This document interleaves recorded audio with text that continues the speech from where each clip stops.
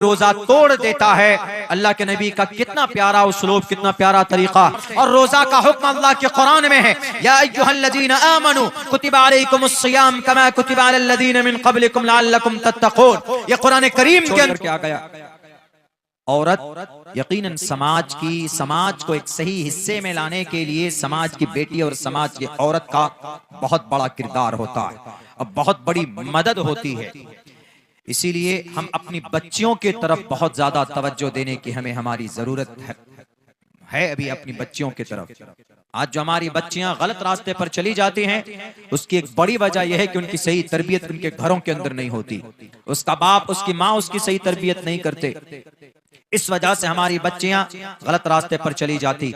ऐसी तरबियत करो अपने बच्चों की, ऐसी तरबियत कीजिए कि जनाबे मोहम्मद रसूलुल्लाह सल्लल्लाहु अलैहि वसल्लम जब हिजरत करने का वक्त आया, मक्का से मदीना जाने लगे, अबू बकर सिद्दीक को कहा सारे हीरे जवाहरात जो भी कुछ बचा था अपने उस तिजोरी से उठाकर अल्लाह के नबी के साथ अबू बकर चले गए।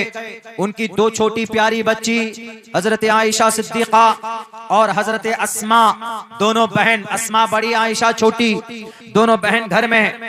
दादा जिंदा है, हजरत अबू बकर सिद्दीक के बाप मौजूद थे घर में, नाबीना थे, देख नहीं सकते थे।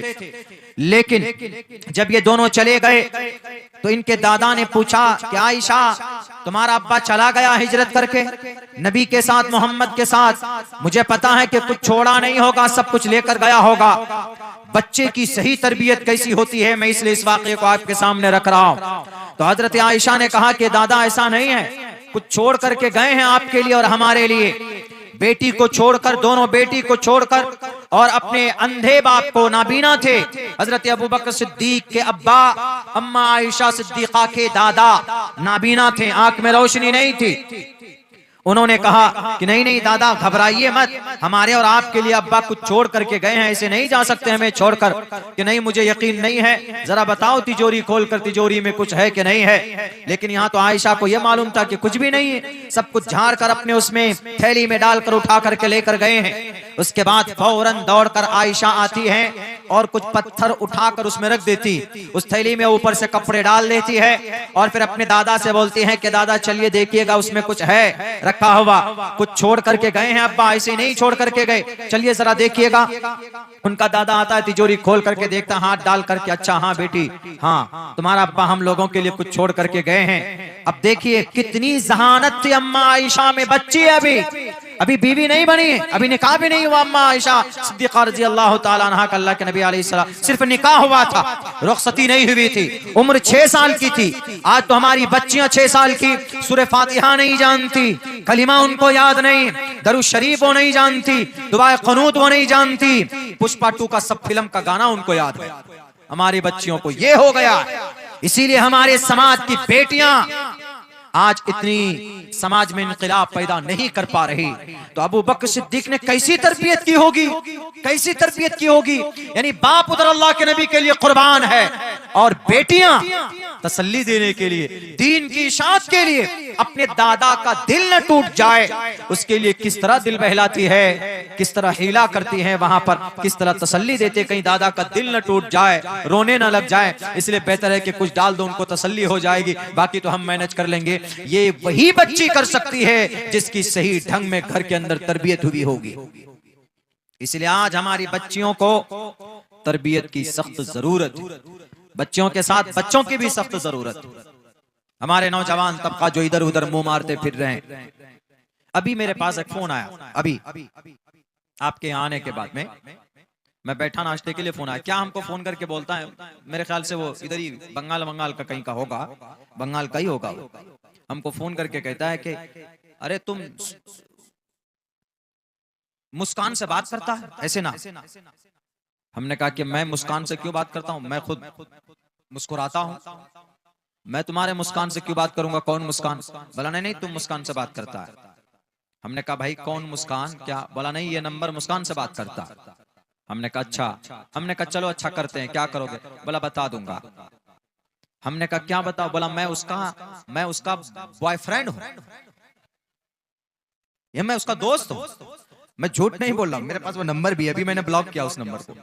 ये आपके हाथ आने के बाद की बात है, अभी के बाद मैं नाश्ता करा तो अजनबी नंबर से 2-3 मरतबा फोन आया तो मैंने रिसीव किया, मैंने उसको ब्लॉक कर दिया। बोला मैं तुम बीच में मत पढ़ो, कौन है तुम बीच में नहीं पढ़ो, हम उसका पहले से हम उसका दोस्त है। बहुत और भी कुछ बोला, हम नहीं बोल सकते, माए बहने यहाँ बैठी भी हैं, बहुत गंदी गंदी बातें बोल रहा, तुम नहीं कुछ कर सकते, हम बहुत पहले से राब्ते में हैं, हमारा बहुत पहले से ये है, तुम उससे बात करता है तुम उसको छोड़ दो नहीं तो बहुत बुरा होगा। हमने बिलाखिर ये कहा, मैंने कहा कि तुम्हारा नंबर ब्लॉक भी करता हूँ, रिपोर्ट भी करता हूँ, नालायक। तो ये बताइए हमारे नौजवान किस तरह बेराह रवी के शिकार है।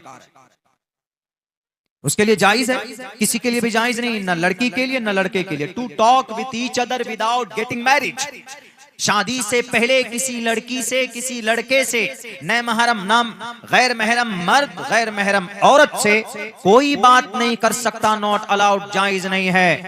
एक ही रास्ता है, अल्लाह के नबी ने फरमाया या माशर शबाब, ए नौजवानों, मन इस्तता मिनकुमुल बाअत फल्यतज़व्वज, ए नौजवानों अगर तुम्हें शक्ति है, तुम्हारे पास ताकत है, तुम्हारे पास नान नफका देने की अगर सलाहियत है तो तुम शादी करो, इसलिए कि शादी सबसे बेहतरीन रास्ता है इज्जत की हिफाजत की, ना आंख की हिफाजत की, शर्मगाह की हिफाजत की। यानी जो शादी करेगा वो जिना से बचेगा।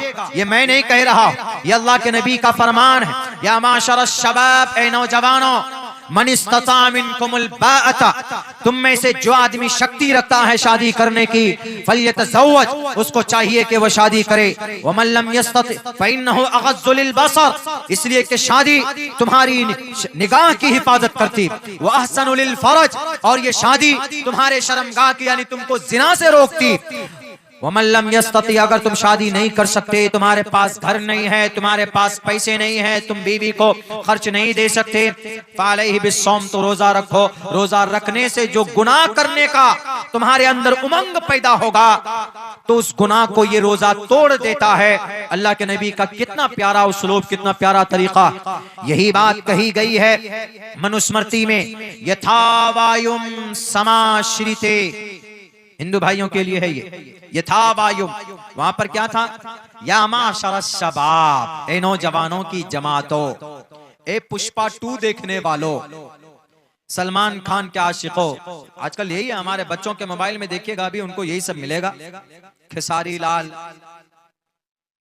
और पता नहीं गाना, फिल्म, यही सब है हमारे नौजवानों की मोबाइल में। एक भी काम की चीज दिखा दीजिए, फेसबुक है तो उसमें फेसबुक में टोटल हीरो हीरोइन गाना म्यूजिक यही सब फॉलो किए हुए, वही सब देखते हैं।